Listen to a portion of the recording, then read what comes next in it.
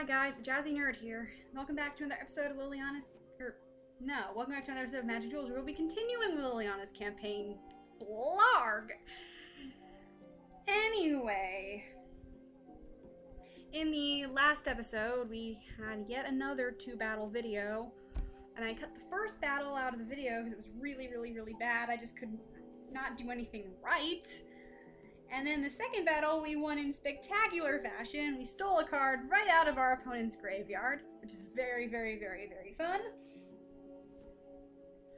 And I'm hoping that this episode will not... Basically, I'll be able to win this one on the first try. I'm really hoping.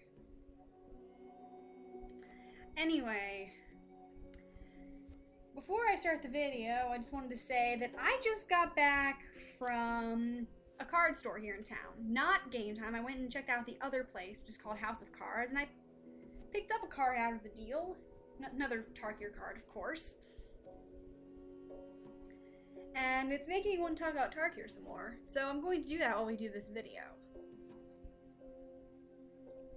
Anyway, your return to Dominaria is not as covert as you'd hoped. The wind stirs and you hear the beat of wings. You look up to see an angel descending in your path. Like you, she seems unwilling to alter her course.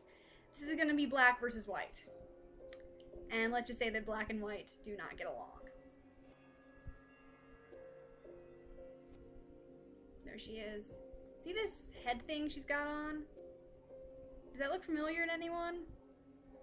Well, if you've seen any pictures of Liliana from recent sets, it should, because she's wearing a similar hair ornament in those pictures. And I guess that's a Dominaria thing? I don't know.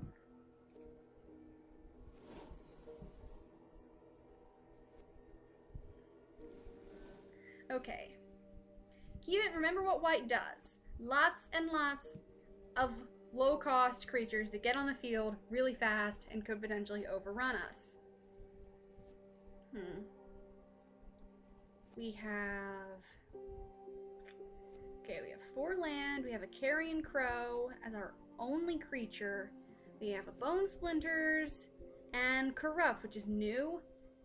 Corrupt deals damage equal to the number of swamps you control, target creature or player. You gain life equal to the damage dealt this way, which could be really nice. If we can get out a lot of mana really fast, which makes me like how much mana I have in my hand. The problem is I really don't like that our first creature is a 2-drop, which is going to mean that Bone Splinters is going to be no use until I can get this thing on the field. I don't know if I like this. I really hate that our first creature is a 3-drop. Actually, it's technically a turn 4 because it enters tapped. I feel like there's no possible way I can go that long without getting a creature while playing white. Or playing against white, rather. But, on the other hand, if I swap this out, I'm worried I could get something really bad. I like having this much mana when we got this in our hand. I really do. But it's just going to take too long for this thing to start swinging. Draw a new hand. This is better. 2 mana, Shambling Goblin, yay. Black Cat, Shambling Ghoul, Altar's Reap, and a Cruel Revival. Keep. Very nice. Drop a Swamp. Drop a Goblin. This is very nice to have against white. Low-cost creatures, baby. And no creature on second main. You drop another land. Black Cat. And what this does, sacrifice a creature, draw 2 cards. Yeah, not yet. Attack Steph, I'm gonna swing with the Goblin. She's got nothing on her side, so...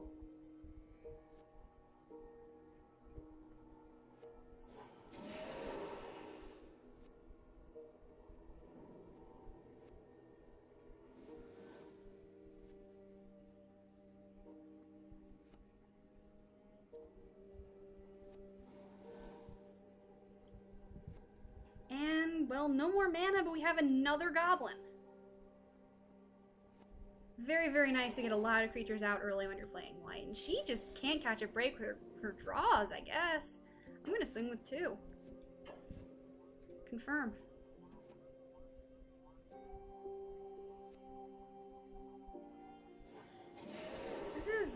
gonna feel really bad for her. And alright, I said I was gonna be talking about Tark here.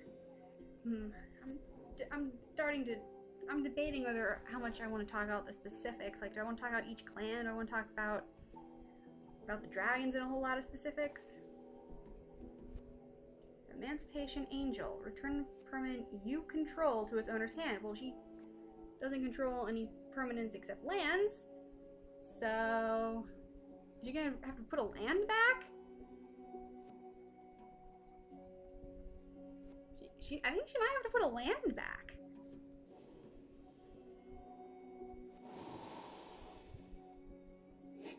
Yeah, she had to put a land back. Okay. Another mana. For God's sake, another mana! Okay. Now is when I really need a bird. Now is when I really need the flipping bird. Or now is when I wish I had a bone splinters, actually. Sack the cat, kill that. She's gonna have a lot of flyers, because Angel deck...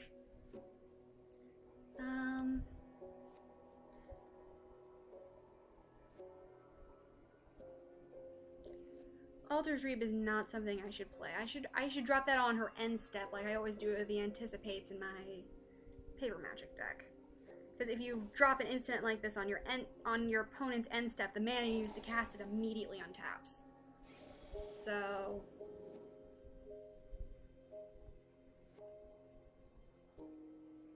well, I'm gonna swing with the cat and one goblin. Actually... yeah, I'm gonna swing with the cat and one goblin. If the cat dies, she discards a card. If this dies... well, -1/-1 isn't gonna do much to this. But... there's no point in swinging with both goblins. She's blocking the goblin, doesn't want to lose... creature... or doesn't want to lose a card from her hand, I guess. Creature get -1/-1. Unfortunately, that thing's a 3/3, so we can't do anything about it.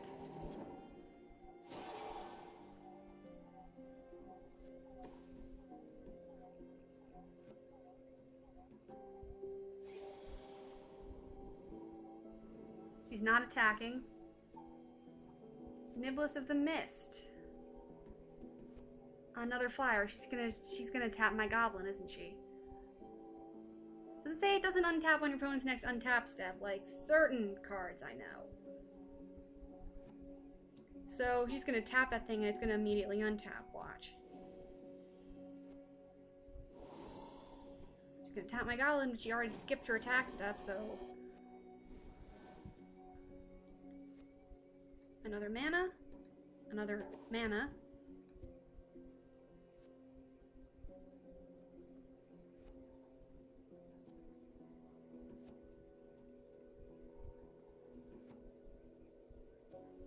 Okay, it's telling me to play Altar's Reap. I want to wait on that.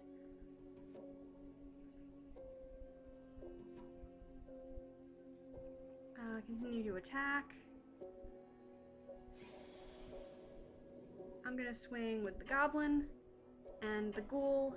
See if we can lure up blockers. Because if it ever blocks this, if this blocks the ghoul, it's gonna die. If this blocks the goblin, I can give it -1. Actually, it's still gonna die. Now I can give my minus. And then if this guy blocks the ghoul, it'll be down to 1 toughness, and I can -1/-1 this and clear her side of the field. So confirm attack.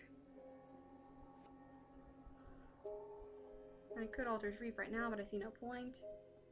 Is she not blocking? She's considering blocking. She's blocking this. She's letting the goblin get through. Smart move. I could honestly be playing too aggressively.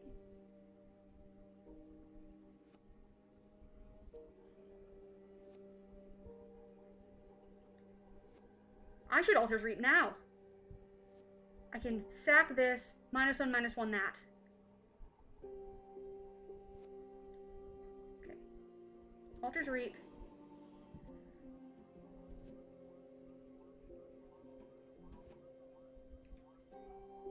Choose creature sacrifice. My goblin. -1/-1 the Emancipation Angel. And there goes a big flyer. And we get a corrupt. Great. And I can put a Shanley Ghoul in right now. I like that idea.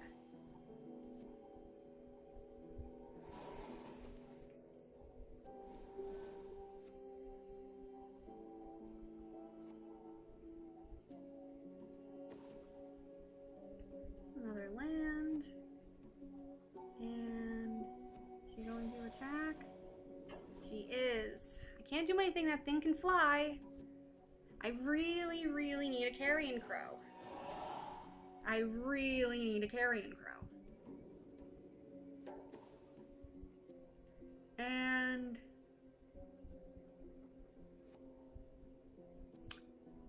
okay, that's a big creature. That's kind of a big creature. Okay, we get a black cat. I don't have the mana for corrupt, but I can put this in, or maybe wait until second main. I didn't mention this in the last video, or I did mention it, but I wasn't in a part of the video that actually got made into the final cut. Basically, I got a back in the first video I made in Liliana's campaign, where I wondered why the AI always plays creatures on second main instead of first main. Well, the reason for that, I'm actually trying to remember the reasons he gave for it. He said that basically gives your opponent less chance to respond. I think that's basically what he said, and that makes sense to me. Of course, she's all tapped out, so black cat. Anyway,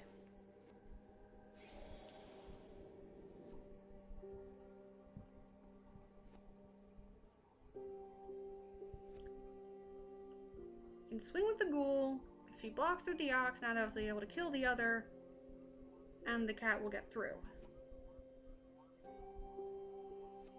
But then I will only have a 1/1. But then I could block that. No, I can. That's a flyer. Dang it. I need the crows. I need my crows. I'm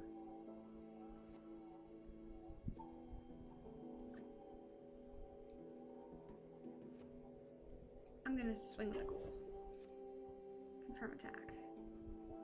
If she blocks with the ox, it'll be a no harm, no foul sort of trade. So, yeah.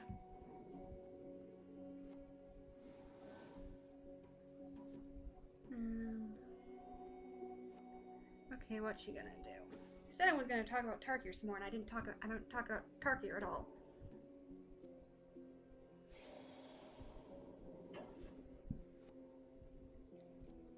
I can't block that. If I hadn't swung with the ghoul, I could get this thing off the field right now. I'm gonna block it with a cat. Use the cat as a chump blocker, get her to discard a card. Confirm block. I can't stop that too. So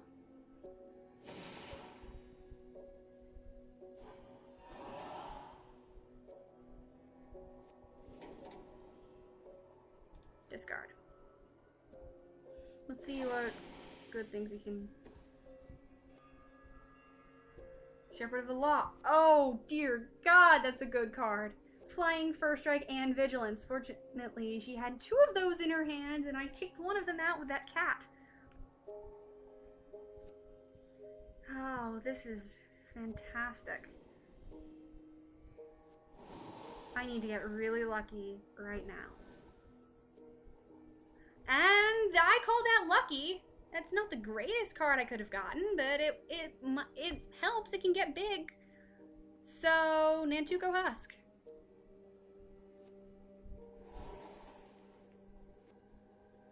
I really need more mana.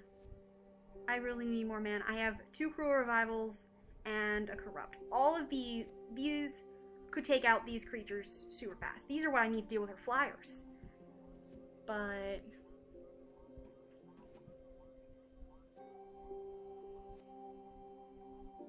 continue.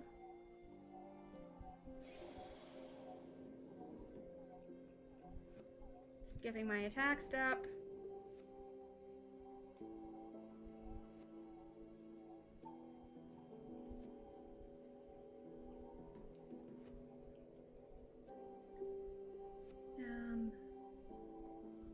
pump this? Why would I pump this now?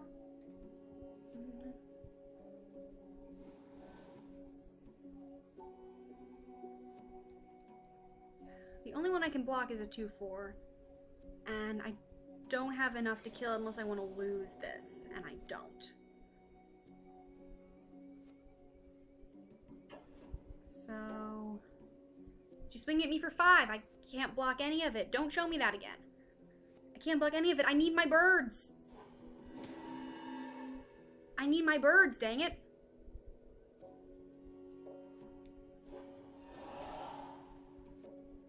Or at least I need the mana to Cruel Revival something. If nothing else, I need a 5th mana.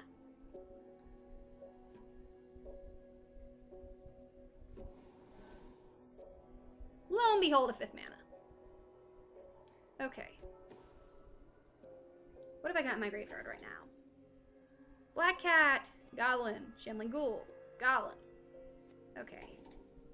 I have the mana to Cruel Revival, and so I'm going into Cruel Revival the freaking first strike. Cruel Revival, the first strike. Get me a Goblin. Actually, timeout. Is that what I want? Yeah, I want the Goblin. I do not want that Ghoul because it enters tapped. I want the Goblin.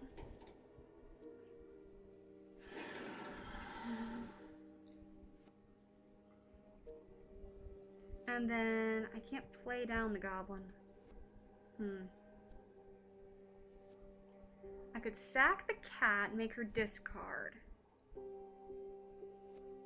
Turn this husk into a 4/4.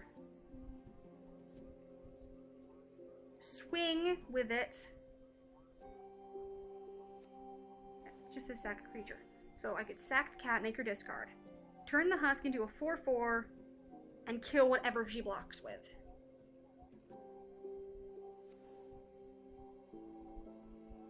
And of course, she could have instants to drop and then I would have wasted my fun.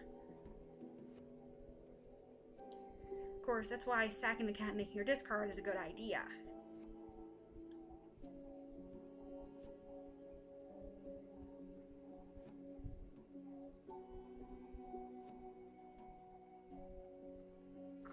I think I might...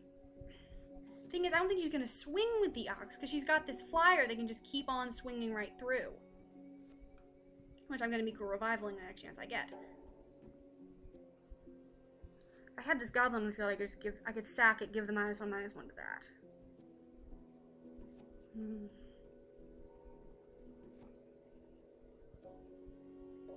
Okay.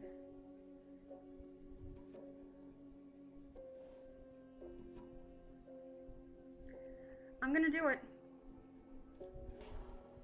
Choose a creature to sacrifice. The cat. Choose an opponent to discard her. And she got rid of. Was that an instant?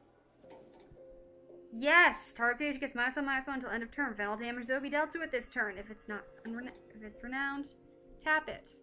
Okay. Continue to attack step. Probably should have done that in the attack step, but oh well. Swing with the husk, because I just pumped it. And then whatever she blocks with is gonna die. She may just not block. She's getting rid of that thing. Crap, she had another one!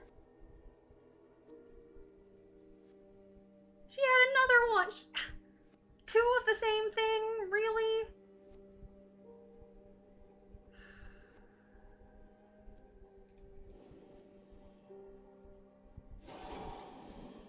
Of course she had another one. And another one?!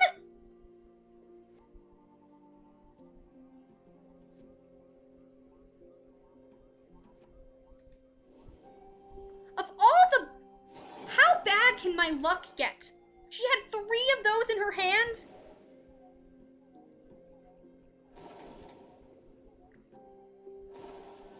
How bad can my luck get? And she's now about to exile my last creature. How bad can my luck get? I thought that was a really good turn. And she had 3 of those freaking cards in her hand right when I needed her. I don't believe this.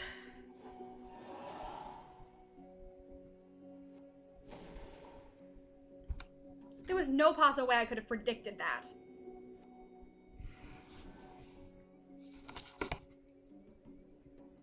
Okay. Here's one thing I can do. Shambling Goblin, Altar's Reap, sack it, get 2 more cards. Okay, play out a Shambling Goblin,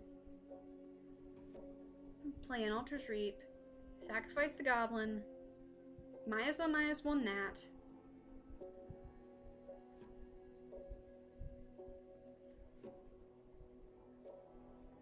Or I can Crew Revival that Banisher Priest. Get my creature back. Don't have enough for this yet.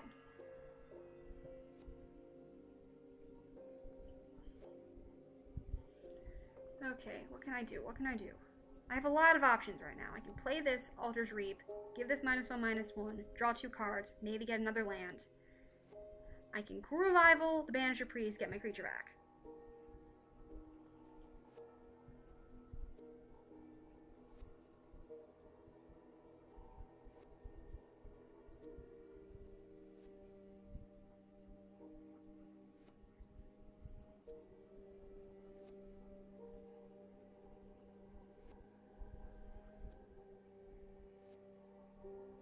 If I Crew Revival either of these, well, if I Crew Revival the Banished Priest, I would have a creature to block with.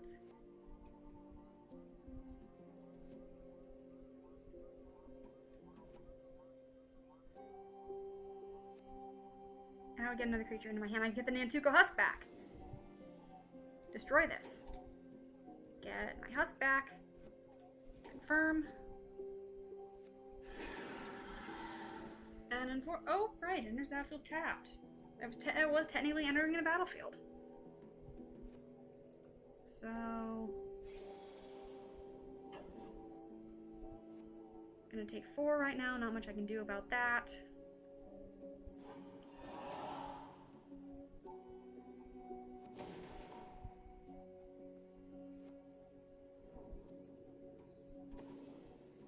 And are you serious? Pacifism? It's gonna pacify my ghoul so it never gets a chance to attack.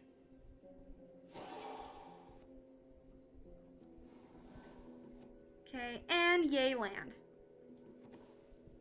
Okay, I now have enough to Goblin, Husk, and Altar's Reap all in the same turn. So, Goblin.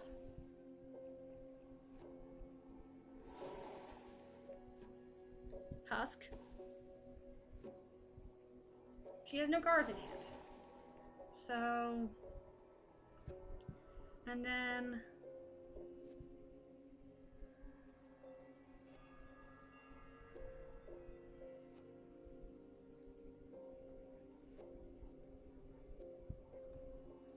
okay.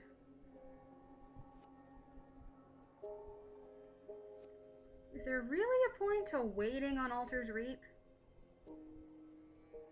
Because I can't attack this turn. One of my creatures is pacified, the other 2 are summoning sick. So, I think I'm just gonna Altar's Reap right now. Altar's Reap. Okay. Choose a creature to sacrifice. The Goblin. -1/-1. The freaking flyer that's been on the field this whole time. And the 2 cards I get, hey, a Bone Splinters! And a Rise from the Grave. Because actually, what's in her graveyard right now? Is there anything that could be really helpful? Banisher Priest? It's just a creature, isn't it? I could get this! That would be nice to have, actually.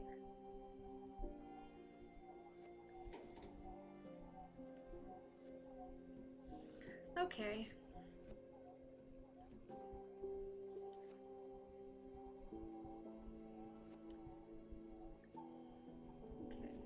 Continue. Can't attack. All tapped out.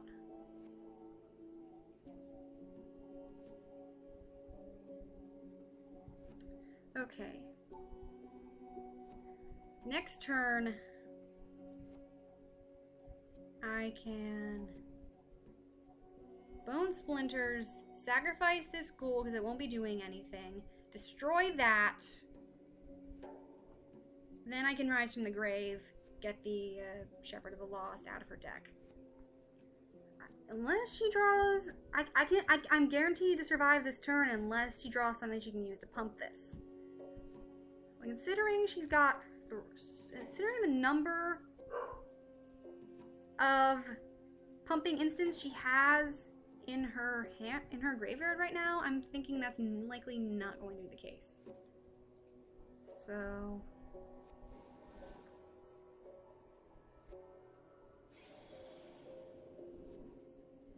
she's not attacking because she drew one of these. Great. There goes that plan. Well, now I have to just bone splinters that. Okay. Yay, land.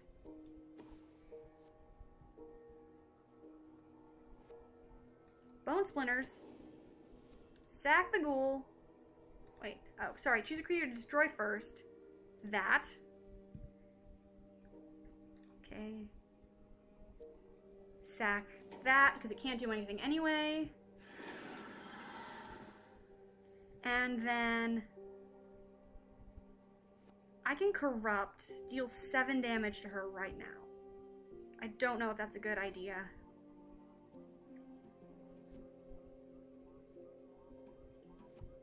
Actually, this thing didn't pump because I didn't activate its ability when I sacked that. Okay. We're going to rise from the grave. Grab this baby. Confirm.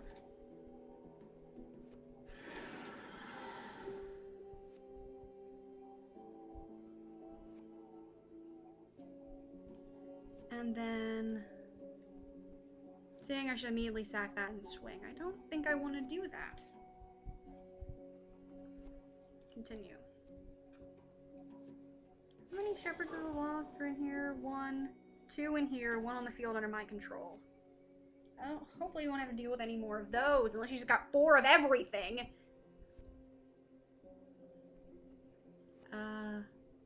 Skip attack step. I wish this would allow me to split the damage, like, red direct damage cards let you split the damage. I could deal 4 here and then the remainder to her, for example. Attack step. Block here. Unless that is a pumper. Which it could be. I just realized it could be. Well, it's not. Okay. We're dealing our first strike damage to him, and he deals regular damage to me, and no harm, no foul, no trading. And she puts down that card was a land. Okay. Butcher Ghoul.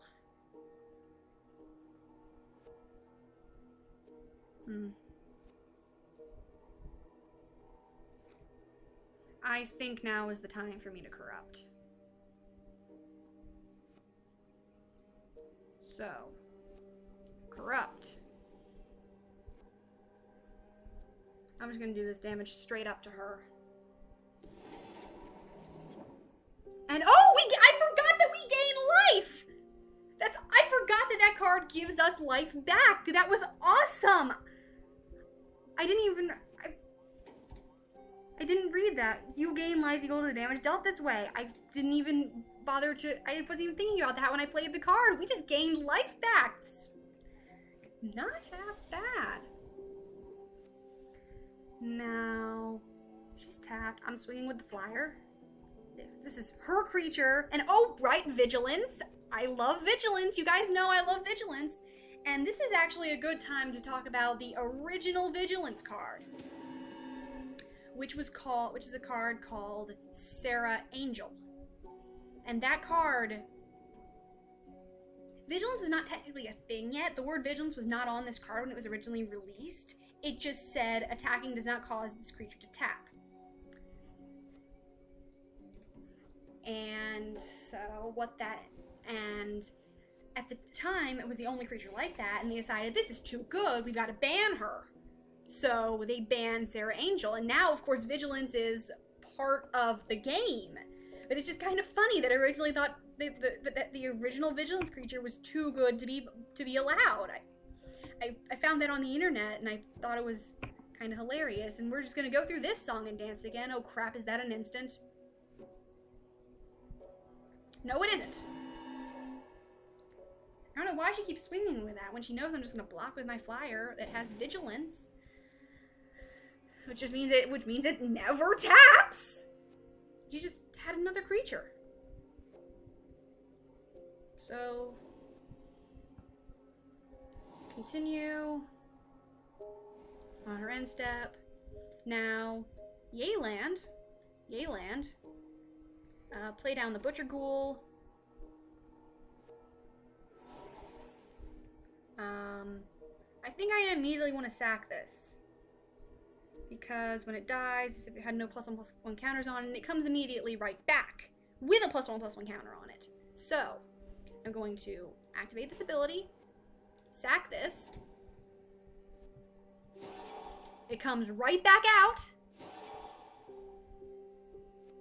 And then I'm going to... I don't want to do that again. We're not in the attack set, so I can't do that right now. Then we are going to swing. Swing. She can't block with this. Whatever this blocks is going to die. The other is going to get through with its damage. I think we just went from being guaranteed to lose this game to guaranteed to virtually guaranteed to win this game. Corrupt! Fantastic card!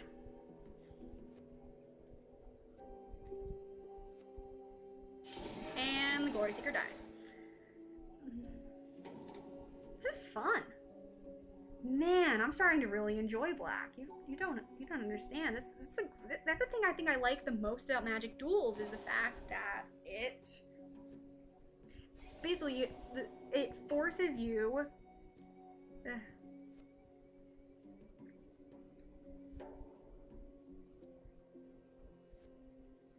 it basically forces you to play every color in equal amounts. So you get to learn what they do, and you take a color that you don't like black for me, and turn it into a color that you kind of do like.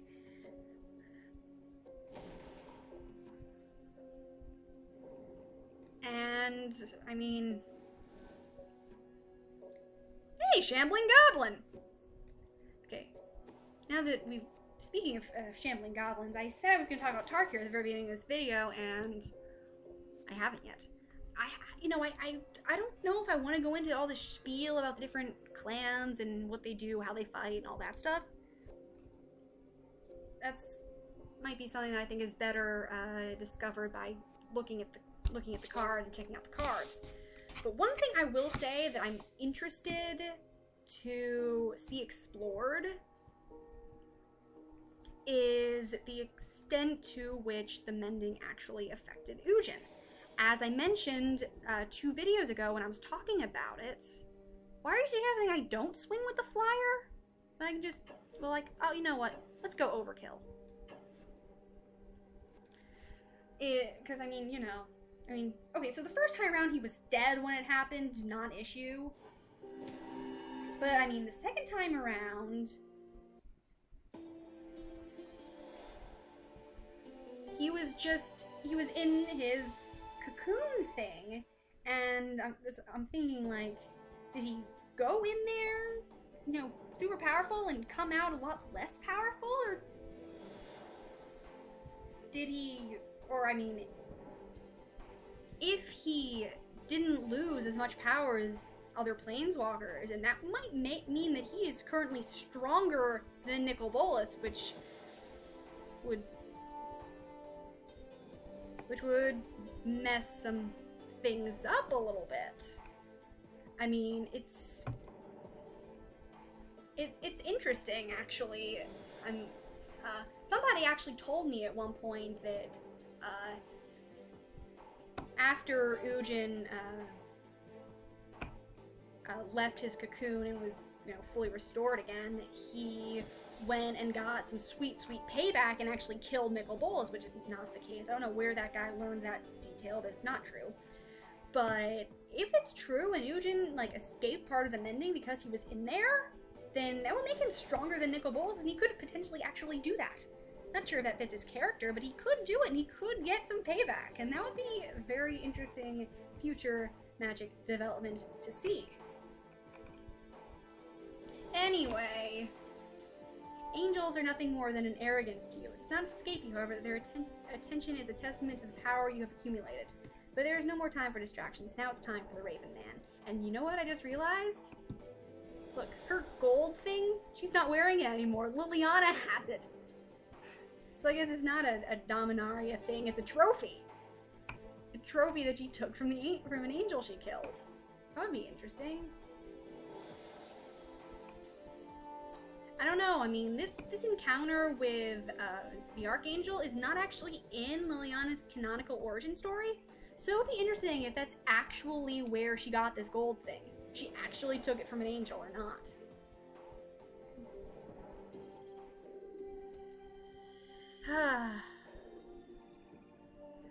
Next episode, we take on Raven Man. And also, this is also, I just want to point out, this is the first battle of the Black campaign that I have won on the first try. Just gonna point that out. We had a ton of fun doing it. I love how I was able to turn that around. I was so sure I was gonna lose in like 2 more turns, and then corrupt. Anyway, if you enjoyed this episode in any capacity, head over to my YouTube channel, The Jazzy Nerd. Check out some of my other videos. If you enjoyed those, hit the subscribe button down below. This is a big help. I will see you guys back here tomorrow. We will take on Raven Man and get our revenge. Until then, stay jazzy.